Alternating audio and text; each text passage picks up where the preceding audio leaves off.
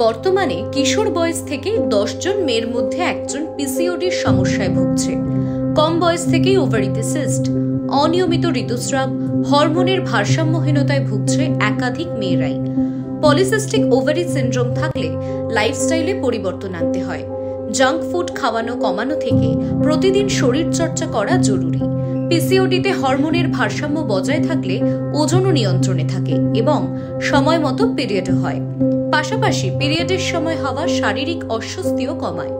বেশ কিছু যোগাসন রয়েছে যা রোজ প্র্যাকটিস করলে নিয়ন্ত্রণে থাকে পিসিওডি।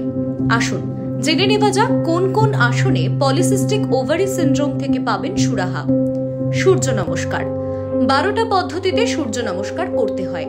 এই যোগাসন আপনার সামগ্রিক স্বাস্থ্য উন্নত করতে সাহায্য করে। সূর্য নমস্কারের মাধ্যমে আপনি দেহে হরমোনের ভারসাম্য বজায় রাখতে পারেন। এই যোগব্যায়াম করলে শরীর থেকে টক্সিন বেরিয়ে যায়। বদ্ধ কোণাসন বা বাটারফ্লাই পোজ। জরায়ুতে রক্ত সঞ্চালন বৃদ্ধি করতে সাহায্য করে বদ্ধ কোণাসন। পা দুটো মুড়ে গোড়ালির যোনির কাছে আনতে হয়। এরপর প্রজাপতির পাখার মতো পা দুটো নাচাতে হয়।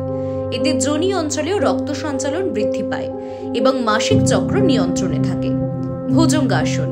পিরিয়ডের সময় হওয়া তলপেটে ও কোমরের ব্যথা কমাতে উপযোগী ভুজঙ্গাসন।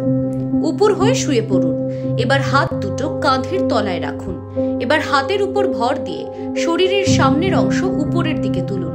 প্রজনন স্বাস্থ্য উন্নত করতে সাহায্য করে ভুজঙ্গাসন। বুক ও মেরুদণ্ডের নমনীয়তা বৃদ্ধি করে। পবন মুক্তাসন।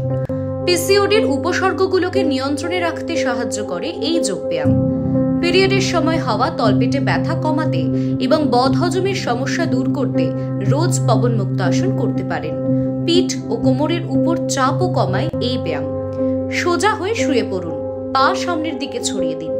ডান পা হাঁটু থেকে ভাঁজ করে উরু বুকের কাছে আনুন।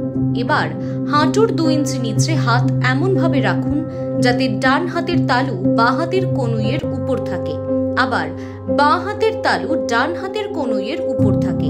এভাবে ধীরে ধীরে বুকের ওপর চাপ দিন। এভাবে 30 সেকেন্ড থাকুন।